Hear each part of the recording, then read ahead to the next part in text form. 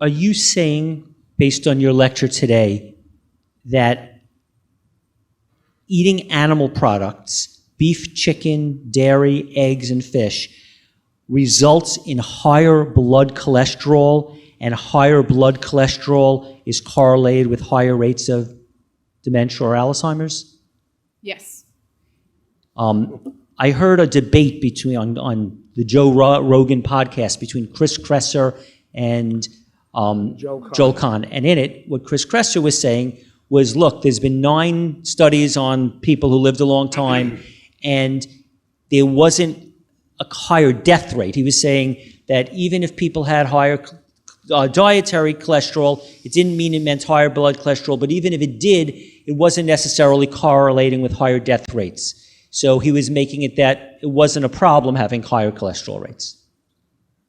Well, after that conversation, there were multiple doctors, including Dr. Garth Davis, Joel Kahn himself, and so many others who actually showed that the data he was quoting was so flawed that it was just unbelievable. The meta-analysis that Chris Kresser, by the way, who's not a scientist, was presenting was, completely negating important factors that have been established as risk factor for heart disease and for cardiovascular mortality. So I wouldn't change my mind based on that conversation because it was quite flawed. The population is so Dr. Longo, who speaks about the fasting, brilliant doctor. Although I'm not a big fan of pushing one concept too much, but there's no doubt about his science and and it's a book to be read. One thing he says is incredibly important. When you're looking at different studies, different fields, you have to look at their data differently. If it's physics, you can look at one set of data and be fairly certain. It's physics. It's much more targeted. When you're looking at nutrition, you have to look at it very differently. You have to look at population data, historical data, retrospective data, cross-sectional data, randomized clinical trial data, as well as meta-analyses. Not just one element. Because when you look at it in totality, you get a better picture of truth than if you look at one element at a time. Because one element can be manipulated, as I showed you already, and it's being done now massively. There's the conspiracy. It is. And one set of data might actually, it's like that elephant and the 7 blind men. One is touching against a flat animal, another one is a long animal. So they might be looking at it in a myopic way and not in totality. When it comes to nutrition, whenever you hear these people talking about one little set of data or this data or the meta-analysis, they're looking at it in a flawed way. And on top of that, they're holding away data that could actually change the outcome. Look at the totality.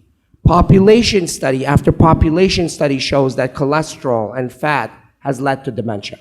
Change in populations and their diets, which is the paradox component, affluence paradox, has shown the Japanese that were healthy in Nagasaki, when they were westernized, they changed. India changed. Nigeria changed. China. Okay, that's the population. Retrospective studies have shown this consistently until 2010. What happened? And Joe Rogan kept using, like as if he was a new scientist, new data. When did we have new data and old data? What does that mean? Where we lost? Data is data. That was so flawed an argument, and that should have been challenged. That data is data. By the way, a lot of the data that we have on whole food plant-based diet is actually more profound and more prominent after 2010 than before. So there's no old data and no new data. There's some new data that's being looked at in a flawed way, and it's short-term, especially the keto diet. Show me any data that shows that long-term keto diet is beneficial, long-term. Any data, none. So it's critical that we look at the field and look at the science within that field. Again, complexity. Sorry, I'm not fun.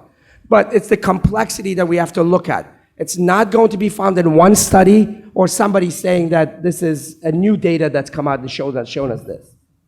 When you have 100,000 people in an Adventist health study, over 50 years, that shows that a vegan diet or a plant-based diet has 50% reduced rate of dementia, unless there was a conspiracy somewhere that data could not be flawed in any way.